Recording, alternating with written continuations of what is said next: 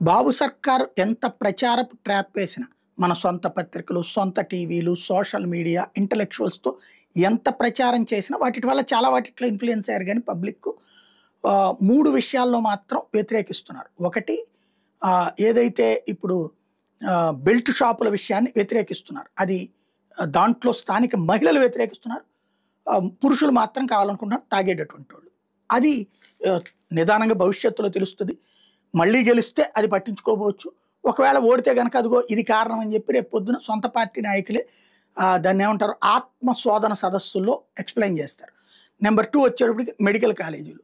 మధ్య తరగతోళ్ళందరికీ మెడికల్ కళాశాలలో విలువ తెలుసు. అది జగన్మోహన్ రెడ్డి అమలు చేసినా ఓడగొట్టారు కాబట్టి మనం ప్రైవేట్ మెడికల్ కాలేజీలు చేస్తే సరిపోతుందిలే, పీపీపీ అని ఒక సాకు చెప్తే సరిపోతుందిలే అని చంద్రబాబు గారి దగ్గర నుంచి గల్లీ లీడర్ దాకా రోజు పుంకాను స్టేట్మెంట్లు ఇస్తున్న పబ్లిక్ దాంట్లో నెగిటివ్‌గానే ఫీల్ అవుతున్నారు. నోటికొచ్చిన ముద్ద తీసేస్తున్నారు అన్నటువంటిది ఫీల్ అవుతున్నారు. ఇది ఫెయిల్ అయింది. మూడో కాన్సెప్ట్ ఋషికొండ. ఋషికొండలో కట్టిన భవనాలు అక్కడ పర్యావరణ నాశనం చేస్తున్నారు, కొండను నాశనం చేస్తున్నారు, ఇట్లాంటి సొల్లి కబుర్లన్నీ రాసుకొచ్చారు, డిబేట్లు చేశారు. తీరా చూస్తే ఆ బిల్డింగులు కట్టిన తర్వాత చూపెడితే ఎంత అద్భుతమైన భవనాల ప్యాలెస్ అని వీళ్ళే మాట్లాడారు. అదేమంటే జగన్ భార్య కోసం అంటే జనాలే మాట్లాడారు. అదేమన్నా జగన్ అటు పెట్టుకుంటాడా? ఇప్పుడు జగన్ లేడు, మరి తెలుగుదేశం తరపున వీళ్ళు వాడుకుంటున్నారా? లేదు కదా, అది ప్రభుత్వ భవనం అన్నటువంటిది ప్రజల్లోనే వచ్చిన ఫీలింగ్.